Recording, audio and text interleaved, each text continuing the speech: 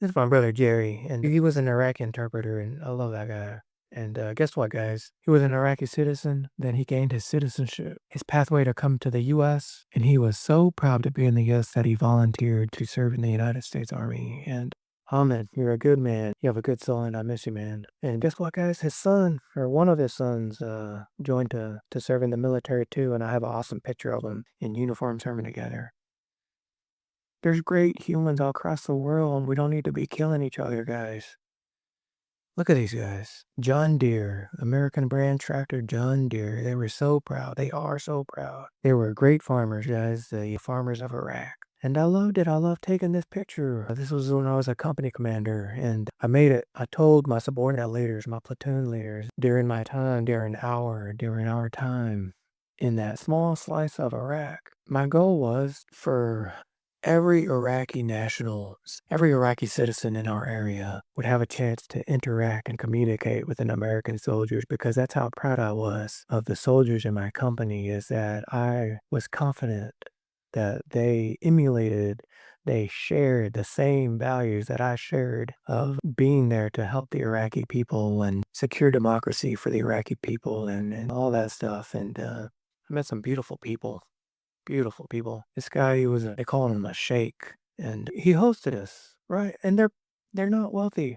And he hosted this beautiful dinner for my soldiers and I when I was a company commander, and I would always take off my body armor, which was kind of a big no-no. But I wanted to show him, hey, brother, I trust you. Like, my security is in your hand when I am in your presence, and good human beings all over the world. And these were the guys responsible for, kind of for security and the local leaders. And so proud of what my team and I accomplished with the leaders and Iraqis. And I hope they're living in peace and prosperity now. Early in our 1 year tour, I remember seeing how the local Iraqis, especially the children, looked at us when we rolled around in our massive, mine resistant armored vehicles. I could see fear in their eyes, and it made me feel shame. So I designed a sign with symbols of peace and hope: white doves, the Iraqi flag, and one of my soldiers surrounded by local children, even the famous minaret of nearby Samarra. The sign read, "We wish you a happy life in a free Iraq. Peace be upon you." This sign didn't change the war across the entire country of Iraq, but I'm sure for the time my team was there, it changed how we were seen by the Iraqis. This local sheikh to the left of the image, I trust him, right? I believe him. He was genuine when he told me. He presented me with his gold sword, and he said, Nakib is the word for captain. That's the rank I was at that time. Nakib Gibson. My people and I have never done this before, but we award you and your soldiers with this. For them, it was sacred, right? I don't know if it's, I didn't care. I didn't ask him, hey, is it solid gold or whatever? It was sacred to them, and it was meaningful, and he presented it to my soldiers and I for what we accomplished during that time. And this is microscopic, guys, on a large scale across wherever American service members are at. You know, we represent American values. Are there bad hombres, right? I love that phrase. Whichever, I'll say it like that. Whichever national leader came up with that phrase, bad hombre, Spanish for basically bad dudes. Right? There's some bad hombres everywhere, guys. You can't judge organizations or civilizations or societies or whatever the actions of a few bad hombres. Give credit where credit is due. I like the phrase bad and good hombres. This guy's a warrior. I don't know what's in his heart, right? But we worked well together. This was one of the best leaders I ever served with, and I'm gonna keep it zoomed out, but he's a Kurdish leader in Kurdistan. It's a tragedy. I'd love to. There's other people on YouTube that explore this kind of stuff, but how the British, and it's not a knock on the British, right? Everyone was doing the best they could at the time. But the British, like, he was responsible for this large geographical region, the Middle East, and they drew lines in the sand, and they said these are national borders. And sometimes those lines in the sand bisected cultural groups. And the Kurdish people, unfortunately, was one of the biggest cultural groups that are currently without a nation, and I hope we could resolve that. I don't know what the answer is, guys. You know, you can't carve out a different country and say, hey, this, we're taking some of your country together. Great. It's difficult. In an ideal world, these other countries would acknowledge, like, I would not want to be part of an ethnic group, the Kurdish people, that are wonderful people. This guy, again, was one of the best leaders I ever served with, and I hope someday I can share some of the leadership lessons that he taught me as a young captain. a young Nakib. But the Kurdish people, I wish someday you have your own sovereign, protected, your own sovereign nation, the nation of Kurdistan. Look at this guy. He's a father. Look how proud he is of that beautiful girl, right? Non-gendered. So I don't know. Maybe that's a boy. I don't know. His child. So proud, so loving. Can you imagine robbing a parent of a beautiful child or abusing, destroying the innocence of a child? We have to deter that. And if you're not, guys, I'm trying to be careful with my language. I know you agree. You're here. You're here with me because you feel that too. Let's start holding people accountable for not protecting beautiful children. And I'm not talking about, I am talking about your child, but I'm not talking about just your child, right? That's the individual level. Keep expanding how much you want your child's life to be protected and expand that passion and that sense of security out infinitely across the entire known universe, of which there's one planet that sustains life, and it's this planet that we're on, planet Earth, right? Can we protect all life, all human life, right? It's a hierarchy. Let's go through this kind of philosophical mental exercise and imagine, right? We place different values on different life. Imagine a stranger. You had to choose between the life of a stranger and the life of a loved one. And you had to make a split second decision. And, no matter what you choose, it's going to kill you for the rest of your life. It's going to eat at your morals and your conscience because you chose life and death and you chose death for someone. But yeah, I think we would all choose, right? We can admit we would all choose the loved one because we have that bond. It's tribalism. We start at the individual and then it goes to like brother, sister, parent, and then it expands cousins and community and town and state, and it goes all the way up to country. And yeah, someday I hope we're all proud to be part of planet Earth, our global community. Right now, imagine you're in a position you had to make a life and death decision between two strangers, right? So there's not a known connection, a known relationship that weighs on you. It's two strangers. Only one stranger is this beautiful child in this picture. And the other stranger is this dude on the left with a silly looking grin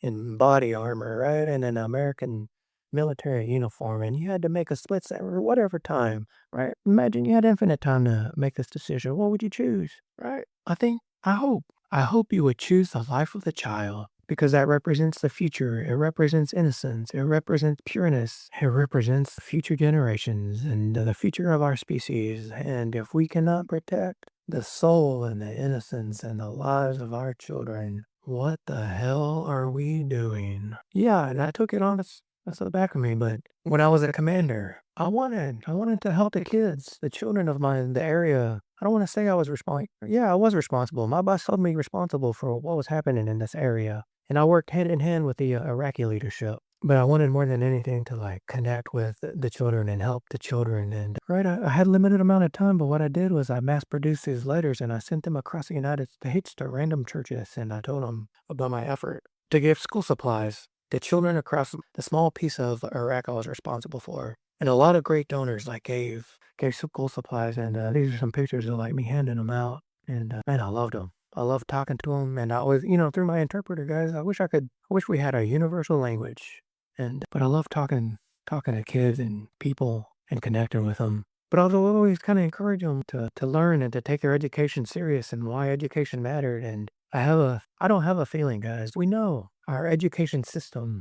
Some nations are better than others. Why can't we do that, guys? Why can't we look at what other nations are good at? And why can't we like emulate what they do? And I know not everything applies to every nation, but right? You understand what I'm saying? We can take the best practices across the world and we can start incorporating them in our own specific communities and states and nations. We can make each other better. We can be better. And this guy he was like my brigade commander, and you can tell, man, he is a leader, and he worked his way all the way up to a general officer. And you don't do that without being, I mean, yeah, I've kind of been around one or two where I kind of question the system that selected them, but in general, that's a bad word when I'm talking about generals, but typically you're really special. You're a special kind of leader to reach general officer. And this was another example of the Iraqis throwing us a feast. So generous, guys. Did you know What I learned during my time with the Iraqis is when they're building their house, whether the house, it's kind of, like a compound. When they're building their home, right? House is like a structure, but their home,